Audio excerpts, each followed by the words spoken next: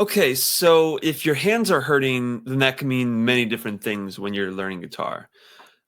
This can happen to, first off, beginners primarily, but this can still happen to advanced guitarists. Like there are still lots of times where I might overdo it with guitar and my hands still hurt. So it's perfectly normal if your hands are hurting with guitar. There are a couple things that you can do to help that. Just depends on what part of your hands are hurting. So the usual thing that hurts when you're playing guitar are your fingertips, which may be due to your calluses not being fully formed yet. So for instance, what the fingertip calluses are, if I press down on here with my fingernail, and if I can get the camera to focus in on that, then I'm not sure if you can see on my fingertip, there's a little indentation, almost like a memory foam mattress. That's what's happening to my fingertips. And that allows me to play guitar for long periods of time without hurting myself. It allows me to get nice, clear notes. It's a very big part of learning guitar is building these calluses. That only comes with time and consistent practice. So if you play for like 2 hours one day and then you don't play the rest of the week, your calluses aren't going to build. You need to play regularly, even if it's just for 10, 15 minutes a day. So that's the first thing you want to do is just work on building your calluses. If they hurt so bad that they start to bleed or you just physically can't bear to do it, then I recommend putting some ice on them, almost like treat like a bruise.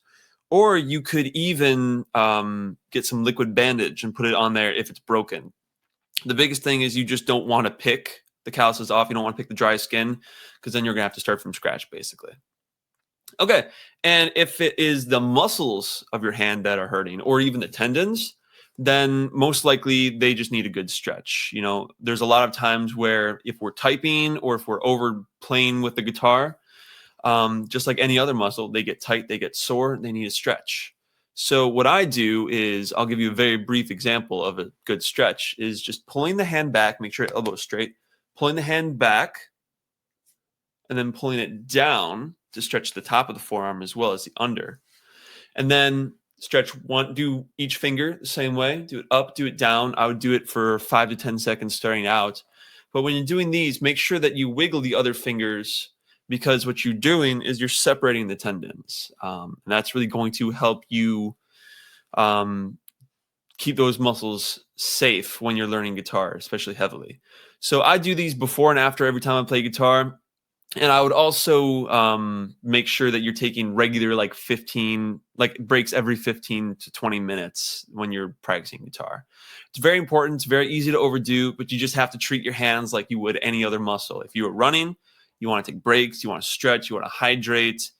It's very important to take care of that. So we need to do the same with our hands. So hopefully that helps you.